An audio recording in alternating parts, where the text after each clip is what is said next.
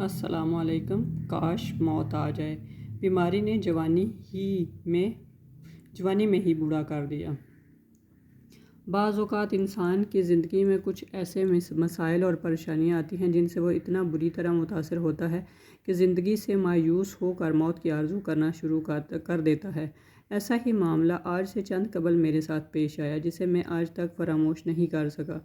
زندگی کا چین و سکون لٹ گیا۔ مجھے آج بھی وہ دن یاد ہے جب میرے میٹرک کے امتحانات قریب تھے۔ میں دمہ اور سانس کی الرجی کا شکار ہو گیا۔ گھر سے باہر نکلتا تو ٹریفک کا دھواں جیسے ہی ہلکا سا ناک میں پڑتا تو سانس کی تکلیف شروع ہو جاتی، سانس لینا دشوار ہو جاتا۔ رات کو جب بستر پر سونے کے لیے لیٹتا تو کھانسی شروع ہو جاتی۔ ڈاکٹروں کو معائنہ کروایا، انہوں نے کچھ ادویات لکھ کر دیں۔ میں نے باقاعدگی کے ساتھ ڈاکٹر کی ہدایات کے مطابق ان ادویات کا استعمال کیا، مگر رتی برابر بھی فرق محسوس نہ ہوا، بلکہ مرض بڑھتا گیا۔ جوں دوا کی میری حالت دن بدن خراب سے خراب تر ہوتی چلی گئی۔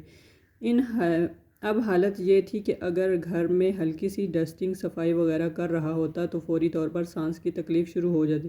کافی دیر بعد جا کر حالت سنبھلتی۔ رات کو سوتے وقت بھی کھانسی اس قدر شدید شروع ہو گئی کہ سر اور پورے جسم پر بری طرح کھچاؤ محسوس ہوتا۔ اس مرض نے مجھے اس قدر مجبور اور بے بس کر دیا کہ میں اللہ تعالیٰ سے دعا کرنے لگ گیا کہ مالک یا تو مجھے شفا دے دے یا پھر مجھے موت دے دے۔ اس بیماری کی وجہ سے میرے ساتھ گھر والوں کی نیندیں بھی اڑ چکی تھیں۔ والدہ ساری رات میرے سرہانے بیٹھ کر گزارتی۔ پڑھائی بھی بری طرح متاثر ہو رہی تھی۔ بہت مشکل حالات میں امتحانات دیے، قسمت نے ساتھ دیا اور میں پاس ہو گیا۔ ملک چھوڑ دو یا گھر پر محصور ہو جو۔ اسپیشلسٹ ڈاکٹر سے معائنہ کروایا تو انہوں نے اسلام آباد کے ایک معروف ہسپتال سے علاج کروانے کا مشورہ دیا۔ وہاں علاج شروع ہوا۔ ہر ماہ ویکسینیشن ہوتی، ادویات کا ڈھیر کھانا پڑتا، جن کا ماہانہ خرچ 70 سے 80 ہزار روپے تھا۔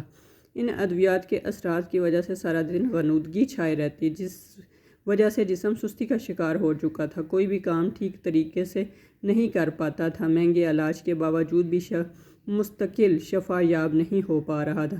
17 سال کی عمر تھی مگر سانس کی تکلیف کی وجہ سے 70 سال کے بوڑھوں کی طرح حالت ہو چکی تھی۔ انہیلر استعمال کرنے کا عادی ہو چکا تھا۔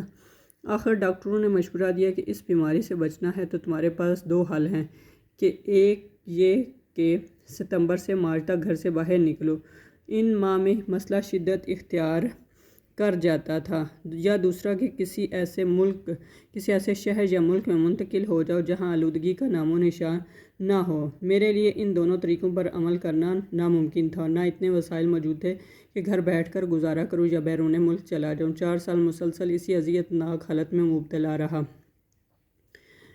ایک مخلص کا مشورہ کام آ گیا۔